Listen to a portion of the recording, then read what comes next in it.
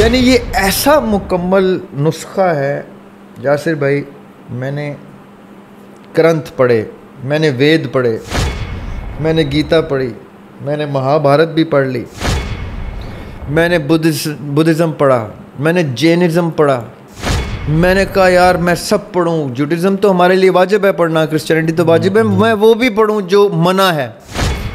मैंने टेलीपैथी पढ़ी, मैंने पामिस्ट्री पढ़ी, मैं प्रैक्टिकल पामिस्ट्री की हुई है, practical palmistry, just to see how it works and why is it हराम। मैंने हर वो ऑकल्ट साइंस में अपने ये बाल सफ़ेद किए हुए हैं कि अगर आप मुझसे पूछेंगे तो मैं आपको, मेरी जो मैं किताबों की जिक्र कर रहा हूँ उन किताबों में ये सारा मवाद मैंने लिख छोड़ा है कि तुम ख्वाब हकीकत होते हैं वाकई। वैसे तो ख्वाबों को हमने आजकल नहीं, काफ़ी टाइम से इस्तिखारे से भी जोड़ लिया है। अब इस्तिखारा एक अलग टॉपिक है। हम ख्वाबों से जवाब भी लेते हैं कि दुनिया में ये काम करना चाहिए, नहीं करना चाहिए। इसको मानना ना मानना एक अलग बात है जी। अच्छा, ये रोया ख्वाब आलम अरवा का आपने जिक्र किया, ये मेरी कोर फील्ड ऑफ इंटरेस्ट है। ख्वाब is a communication of me with my self. यानी मैं किसी आलम में मौजूद, अभी मौजूद, अपने इस आलम में मौजूद पार्ट को से कम्युनिकेट करने की कोशिश कर रहा हूँ। मुझसे लोग अक्सर पूछते हैं कि मैं, आप लोग आपके चैनल के ऊपर ख्वाब के ऊपर बड़ी गुफ्तगू है तो मैं आपको अपना ख्वाब सुनाऊँ, उसके इंटरप्रिटेशन में कहता हूँ नहीं, ख्वाब सुनाना तो कुफ्र है। यानी इस लेवल पे डेंजरस काम है, क्योंकि आपने जैसे किसी को ख्वाब सुना दिया, ये हदीस है नबी पाक सल्लल्लाहु अलैहि वसल्लम की कि ख्वाब उसको सुनाओ जो ताबीर से आशना हो। अगर आपने किसी को ख्वाब सुनाया और उसने कोई ताबीर आपको बताई तो वही वैसी ही हो गई ताबीर। अब इसका मतलब ये नहीं कि वैसी ही होगी, मैं उसको भी एक्सप्लेन करता हूँ। मतलब ये कि आपके ऊपर फिर वो ताबीर वही बन के उतरेगी। मैं यासिर भाई को ख्वाब सुनाया, यासिर भाई ने मुझे ताबीर, मैं वही लेके जाऊँगा घर और मैं फिर उसी, वो लॉ ऑफ अट्रैक्शन, मैं फिर उसी में, अच्छा, वो सोच के ही अपने ऊपर अप्लाई हो जाएगा। इतना सो मच सो कि मेरी ज़िंदगी ड्राइव होगी उसके ऊपर। क्या पता उस ख्वाब की ग्रेविटी कितनी है मेरे लिए।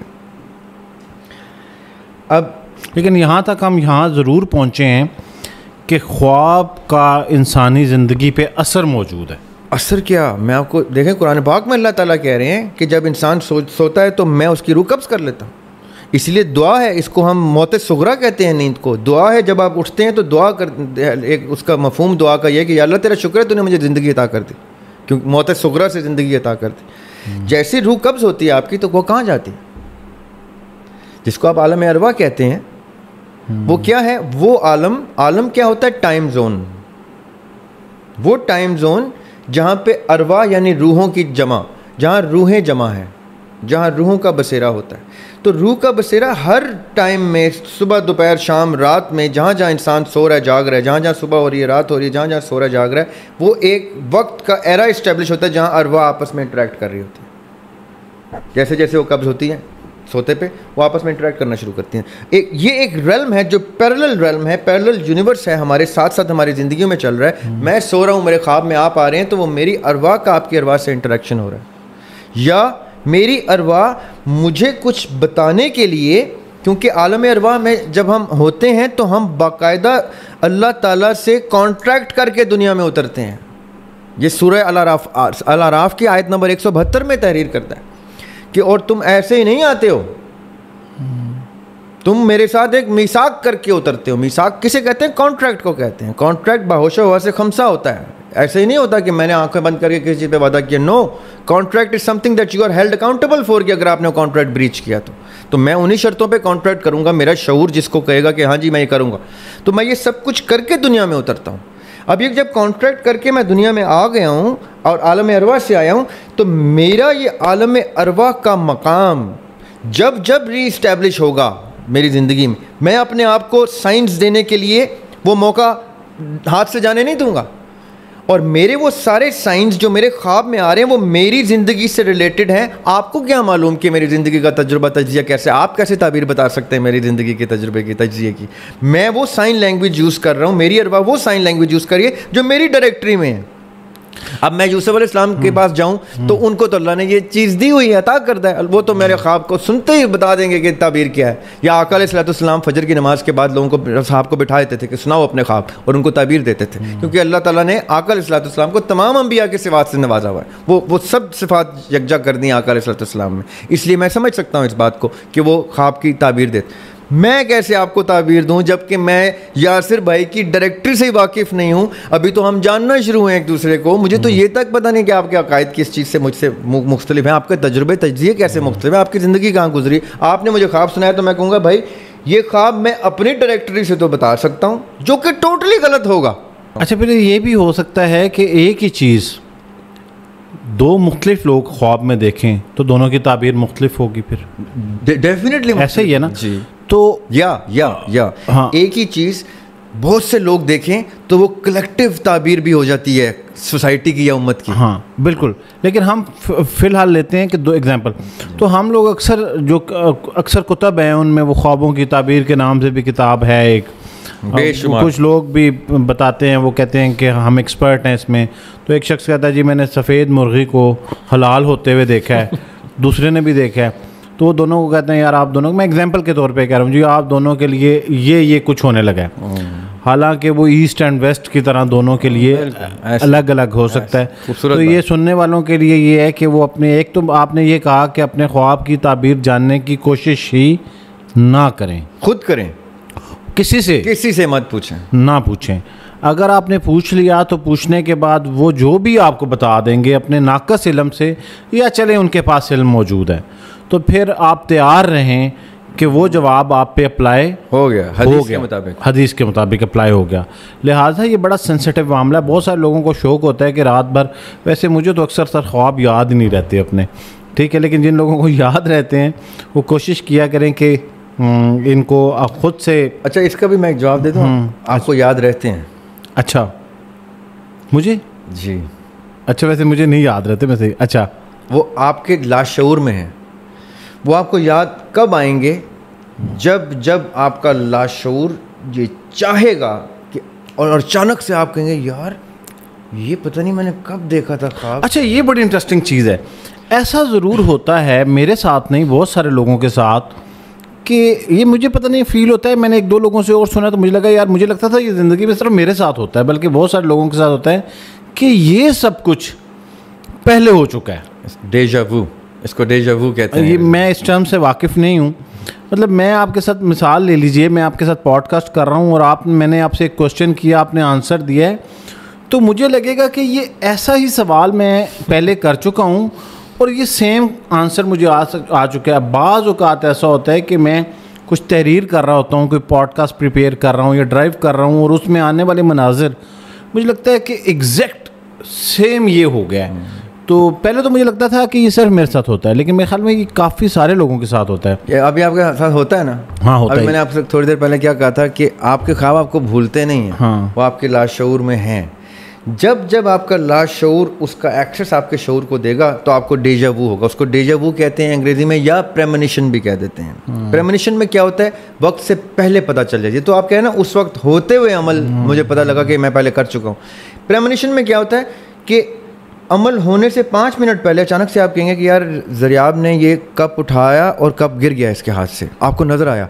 और अचानक पॉडकास्ट के दौरान वो कप वाकई गिर गया, आप कहेंगे ओए ये तो मुझे भी दिखाई दिया था। ये होता है प्रेमोनिशन।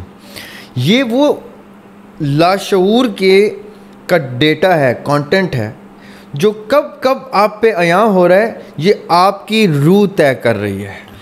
अच्छा, ये जो कहा जाता है कि बहुत सारे लोगों से मिलने के बाद आपको लगता है कि यार उससे फ़ौरन आपकी दोस्ती हो जाती है ना। आप, बड़ा एक्सपीरियंस होता है हमारा कि एक मजमे में आप गए और आप, अच्छा चलें इसको और आसान करते हैं कि क्लासरूम के अंदर आप फर्स्ट डे एंटर हुए। मैं अगर अपना यूनिवर्सिटी का डे भी रिकॉल कर लूँ, आप घूमते घुमाते 30, 40, 50 की स्ट्रेंथ में जाके पता नहीं आपका दिल करता है यार मैं इसके साथ बैठूँगा, आप उसी के साथ बैठते हैं।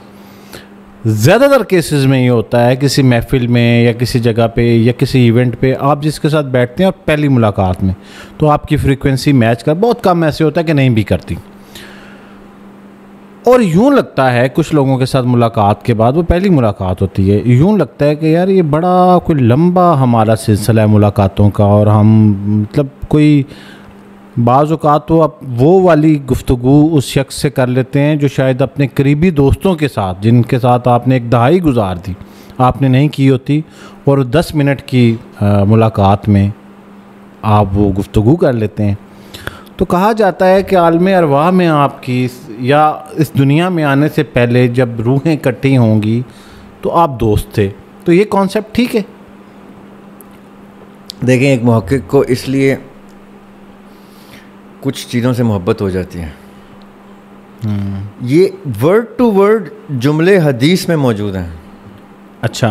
एक खातून आती है, उस रिवायत के मुताबिक ऐसा है कि एक खातून आती है किसी और कस्बे से, शहर से, और वो मदीने में या मक्के में उधर कुछ लोगों से घुल मिल जाती है।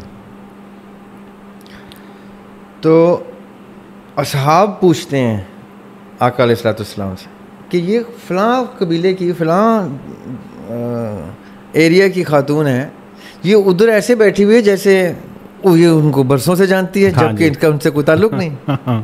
तो आका अलैहिस्सलाम कहते हैं ये अरवा में इनके साथ थी, और ऐसे नहीं कहते कि शायद हो या हो सकता हो, वो ऐसे कह रहे होते हैं जैसे उन्होंने देखी हो, ये अरवा में उनके साथ थी। तो फिर जब वो पूछते हैं इसका क्या मतलब है आका अलैहिस्सलाम, तो वो कहते हैं कि अरवा में जिन जिन रूहों ने आपस में एक कनेक्शन इस्टेब्लिश किया, वो दुनिया में जब जब मिलेंगे उनको यही लगेगा कि इनको बरसों से जानते हैं, क्योंकि वाकई बरसों से जानते हैं, और कितने बरसों से जानते हैं ये कोई भी नहीं जानता। और ये जो रूह के लौट के आने, मतलब हम सोए हैं, सुबह उठ रहा है एक इंसान, तो कहा जाता है कि ये जो हमारे अक्सर वो पता नहीं कुछ लोग उसको इससे तशबीह देते हैं कि वो जिन आके बैठ गया, वो स्लीप पैरालिसिस। हाँ, तो कुछ लोग वो फिर कुछ जागने की इंसान कोशिश कर रहा होता है। तो मैंने कहीं सुना है कि मज़े की रिवायतें, वो वक्त होता है बाज़ औक़ात के जब आप सोए, आपकी रूह चली गई, और जब वो वापस जिस्म में दाखिल हो रही होती है, तो वो जो पर्टिकुलर टाइम होता है, तो उसमें अब मैं, क्योंकि ये मैंने कहीं पढ़ा था या किसी से सुना है, तो वहाँ की वो जो मिलाप है ना जिस्म और रूह का, उसके तज़ाद के दरमियान जो है वो जो पीरियड है वो ये होता है कि आप दोबारा से रूह को या तो एक्सेप्ट नहीं कर पा रहे होते, या कोई जैसे कह लें कि रूह डिसाइड कर रही होती है कि मैं राइट पर्सन वापस इसी जिस्म की हूँ जिसमें मैं आ रही हूँ। यही फिनोमिना, या ये कोई मेडिकल तो खैर इसके बारे में कुछ और कहते हैं। मेडिकल तो बहुत है, मेडिकल में जैसे स्लीप पैरालिसिस है, इसी तरह एक स्लीप एपनिया है, हाँ जी, उस पे बेतहाशा है। हाँ जी। लेकिन मैं आपको इसमें एक एडिशनल चीज़ बताता हूँ जो मेरे मुताले से गुजरी है। अच्छा। अब वो कहाँ तक दुरुस्त है ये अलग गुफ्तगू है। अच्छा, इसके बाद आपने ये भी वाज़ेह करना है, हम उस तरफ जाएंगे कि अगर ये जिन आता तो फिर जिन होते हैं जो आके, मैं वही बताने लगा। हाँ, ये 2-3 कॉन्सेप्ट्स हैं जो आपने इकट्ठे डिस्कस कर दिए हैं। एक को कहते हैं लूसिड ड्रीमिंग। लूसिड ड्रीमिंग लोग जानबूझ के भी करते हैं। वो क्या होती है कि इंसान के ऊँघने और सोने के दरमियान एक सेक्शन है जब रूह ने परवाज़ करना है, इसको OBE कहते हैं, आउट ऑफ बॉडी एक्सपीरियंस। तो जैसे ही वो रूह ने परवाज़ करना होता है, ये क्या करते हैं जानबूझ के, इसका एक रिचुअल होता है, वो गैर ज़रूरी डिस्कशन है, उस दौरान ये जागते हैं जान के, तो ये अपने बदन से जुदा हो जाते हैं, इनको अपना बॉडी नज़र आती है, इसको OBE कहते हैं, आउट ऑफ बॉडी एक्सपीरियंस। उसमें आपकी बॉडी आपके सामने पड़ी हुई होती है, उसकी बाकायदा एक ओरिएंटेशन होती है, पहले सिखाया जाता है, क्योंकि उसमें लेफ्ट पाँव राइट हो जाता है, राइट पाँव लेफ्ट हो जाता है, रिफ्लेक्स एंगल आए तो आप गिर जाते हैं। जब आप पहला स्टेप लेते हैं तो आपको राइट लेफ्ट का अंदाज़ा नहीं होता, मुंह के बल गिर जाते हैं। इसलिए पहले वो भी कराने वाले भी बाकायदा उसकी ट्रेनिंग देते हैं कि ये करना है, फिर वो करना है, फिर प्यास लगेगी तो क्या करना है, और फिर उस अपनी बॉडी को प्रोटेक्ट के लिए क्या करने के लिए हिसार कैसे बांधना है। क्यों? अब आपके सवाल पे आने लगा, क्योंकि वो बॉडी एक एम्प्टी कंटेनर की सूरत में आपने छोड़ दी है। रूह तो ऑलरेडी परवाज कर गई, आपने उसका नफ्स भी जुदा कर दिया। जो अब आपको नजर आ रहा है, जो आप वॉक करेंगे, आपका नफ्स है, वो रूह नहीं, वो नफ्स जुदा हो गया, जिसको हम ज़ात भी कहते हैं, जिसको कुरान ने करीन भी कहा है। ठीक है, जैसे ही हम ज़ात जुदा होता है तो आपकी बॉडी इतना एम्प्टी कंटेनर होती है कि कोई भी शयातीन में की नुमा की कोई चीज़, कोई जिन अगर उसमें एंटर हो गया तो you have to be a very very strong expert of getting that thing out of your body, otherwise you are locked out into limbo for eternity. फिर वो आपके जिस्म के साथ क्या क्या करवाए और कब तक करवाए वो उसकी मर्जी है। अगले दिन उसने क्या क्या कर दिया, मैं वो बयान भी नहीं करना चाहता। अगले दिन उसने क्या क्या कर दिया अपनी ज़िंदगी में, और कब उसने तंग आके या अपना टाइम पूरा करके छोड़ दिया बॉडी को और आप दोबारा उसमें जाने के काबिल हुए, तब तक आपको याद भी नहीं होगा। लोग आप पे इल्ज़ाम तराशी करके होंगे वसूख के साथ कि ये हमारे पास रिकॉर्डिंग मौजूद है, तुमने ये किया, और आप कहेंगे मुझे तो होश ही नहीं हर चीज़ को। इसको साइंस क्या कहती है? Dissociative identity disorder, DID। अब आपने समझ नहीं बात, ये कहीं बड़ी डिटेल में जा रही है। इसको स्प्लिट पर्सनैलिटी डिसऑर्डर भी कहते हैं, इसको स्किज़ोफ्रेनिया भी कहते हैं। इसकी बेतहाशा साइंटिफिक टर्म्स हैं। मैं क्यों कुरान से मोहब्बत कर चुका हूँ, मैं I am in love with Quran. Quran इसका भी हल दे देता है। यानी ये ऐसा मुकम्मल नुस्खा है।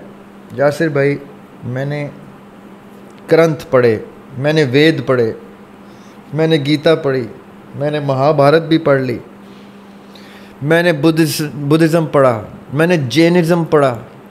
मैंने कहा यार मैं सब पढ़ूं। जुडिज़्म तो हमारे लिए वाजिब है पढ़ना, क्रिश्चियनिटी तो वाजिब है, मैं वो भी पढ़ूं जो मना है। मैंने टेलीपैथी पढ़ी, मैंने पामिस्ट्री पढ़ी, मैं प्रैक्टिकल पामिस्ट्री की हुई है, practical palmistry, just to see how it works and why is it हराम। मैंने हर वो ऑकल्ट साइंस में अपने ये बाल सफ़ेद किए हुए हैं कि अगर आप मुझसे पूछेंगे तो मैं आपको, मेरी जो मैं किताबों की जिक्र कर रहा हूँ, उन किताबों में ये सारा मवाद मैंने लिख छोड़ा है कि तुम्हें क्या क्या किताब पढ़ने की अब ज़रूरत नहीं। तुम्हारे भाई ने ये काम तुम्हारे लिए कर लिया, इसमें क्या क्या चीज़ है जो काम किया वो ले लो, बाकी को पढ़ने की भी ज़रूरत नहीं। ये मेरा फ़र्ज़ समझ के मैंने कर दिया। अब मैं आपको बताता हूँ, ये जितनी साइंटिफिक डिसऑर्डर्स हैं, इसका एक इलाज कुरान ने इतना खूबसूरत दिया हो, और वो आयतुल कुर्सी। अच्छा, सोने से पहले आप आयतुल कुर्सी पढ़ते हैं तो अल्लाह ताला फरिश्ते तैनात कर देते हैं आपकी उस बॉडी की प्रोटेक्शन के लिए, जिसमें रूह के जाने और नफ्स के कैद होने का प्रोसेस वाजिब हो जाता है फरिश्तों के लिए, कि अब हम खड़े हैं दरबान बन के, अब कोई शैतान इस जिस्म में नहीं घुस सकता, अब इसकी प्रोटेक्शन हम पे वाजिब हो गई। अब वो छोटा है, बड़ा है, स्याह है, सफ़ेद है, माँ है, बीवी है, बच्चा है, औरत है, जो भी है। अब फिर यहाँ प्लीज़ एक सवाल ले लें। आयतुल कुर्सी पढ़ ली, आपके ऊपर फरिश्ते दरबान बन के खड़े हो गए, लेकिन उसके साथ क्या ये कंडीशन ज़रूरी है कि उस शख्स का बावजू होकर सोना, वुज़ू में सोना ज़रूरी है, या ये कोई कंडीशन नहीं है? बावजू होकर सोना देखिए बड़ी बड़ी मुश्किल, मैं आसान करना चाह रहा हूँ, दीन को आप मुश्किल कर रहे हैं। ठीक है, जैसे आप बावजू कहेंगे वो आयतुल कुर्सी भी छोड़ देंगे। आप उनको आयतुल कुर्सी पढ़ने दें। नहीं, मतलब मुझे लगा कि शायद जो है फरिश्तों ने होना वहाँ पे। नहीं, फरिश्ते हमारे, देखिए मेरा ये फरिश्ता ना बगैर वुज़ू के भी मेरे गुनाह लिख रहा है। वो मैं आपको इस पर एक शेर सुना देता हूँ अपना, बड़ा ज़रूरी शेर है। पहले मैं आपको मतला सुनाता हूँ शेर गज़ल का, फिर इस शेर पे आते हैं। ठीक है। था मद्दो जज़र, ये by the way Parveen Shakir की ज़मीन में ट्रिब्यूट टू परवीन शाकिर है। कुल उर्दू अदब में एक शायरा है जिनको ट्रिब्यूट दिया है अदीम हाशमी ने अपनी किताब में। हालांकि बहुत असातिज़ा को, मेल असातिज़ा को ट्रिब्यूट दिया अपनी आखिरी किताब में। एक शायरा का नाम लिया है परवीन शाकिर के, हैं तो वो मेरी हम असर, मेरे वालिद साहब लिख रहे हैं क्योंकि उनकी कंटेम्प्रेरी थी, हैं तो मेरी हम असर, लेकिन मैं उनको असातिज़ा की लिस्ट में लिख के उनको ट्रिब्यूट दे रहा हूँ उनकी गज़ल की ज़मीन में, क्योंकि वो कूच कर चुकी थी, वफ़ात पा चुकी थी। अच्छा, उनकी ये गज़ल है, उसकी ज़मीन में मैं आपको 2 अशार सुना रहा हूँ। मैंने लिखी गज़ल पूरी है, अशार सुना। था मद्दो जज़्र अब तो उतर जाना चाहिए, था मद्दो जज़्र अब तो उतर जाना चाहिए, इस उम्र में तो यार सुधर जाना चाहिए। ए कातिबे गुनाह, जो हमारा ये फ़रिश्ता जिसका मैं ज़िक्र कर रहा हूँ, जो गुनाह लिखता है बेचारा, ए कातिबे गुनाह तेरे सब्र को सलाम। क्या क्या लिख चुका है वो, कुल इंसानियत ने क्या क्या कर दिया। ए कातिबे गुनाह तेरे सब्र को सलाम, अब तक तुझे तो खौफ से मर जाना चाहिए। वाह। तो ये फरिश्ता तब भी तैनात है जब मैं बेवुज़ू हूँ।